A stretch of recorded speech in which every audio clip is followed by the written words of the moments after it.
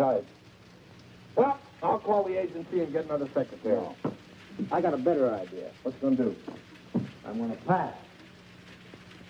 Where you go? To New York, change of environment. It works better This there. is making me lose my mind. What's up? I'm not getting the expected decay rate. What do you mean expected? This is a well-known isotope. Its decay rate has already been reproduced many times in the past. Well, maybe you found something new? Come on, man. Like, how could I possibly discover something new when thousands of scientists before me didn't? I mean, the only purpose of this exercise is for me to reach the same conclusion as they did. So you are only doing it right if you're getting the same result as everyone else? Yep, exactly. Like, what are you, man? Like a robot? Come on, your voice must mean something. No, it really doesn't. Like, I am an ant surrounded by giants, okay? But why are you getting a different result then? I don't know. It's probably because I made a mistake when setting up my for loop. I have no idea what you're talking about. So when we collect data, we don't use rulers anymore like we did in high school, okay? We use detectors that are then able to convert physical interactions into electrical signals. And then we can manipulate that data from the electrical signals with different scripts that are written in programming language such as Python to make millions of calculations per second. Can't you just look at the isotope and see if it's doing what it's supposed to do? These particles are so small that we are only capable of observing these interactions with detectors. So I'm using the computer to look at it, okay? So the purpose of the exercise is to do the exact same thing as thousands of people before you have already done. Like, how is that a good way to learn? Yes. Like, how is this surprising to you? You must do the same with philosophy, right?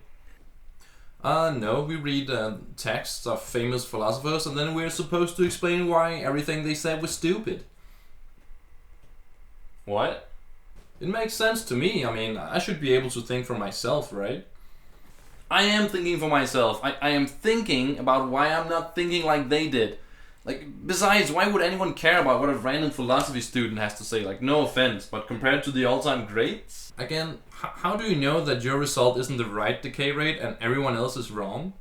That is how physics work. Like, there are no opinions here, only the laws of the universe. Like, when you see a rock fall, it will always fall at the same rate. Without fail, every single time you drop it.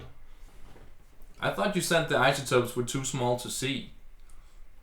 Come on, you know what I mean. We just see them through the computer instead.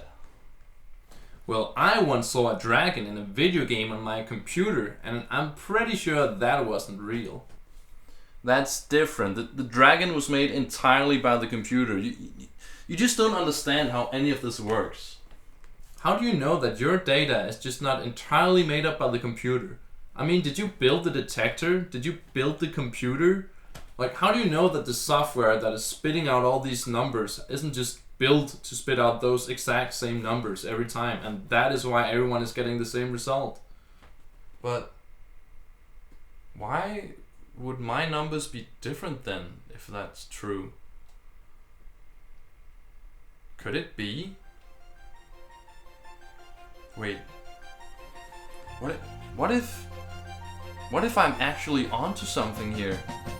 What if I did discover something new?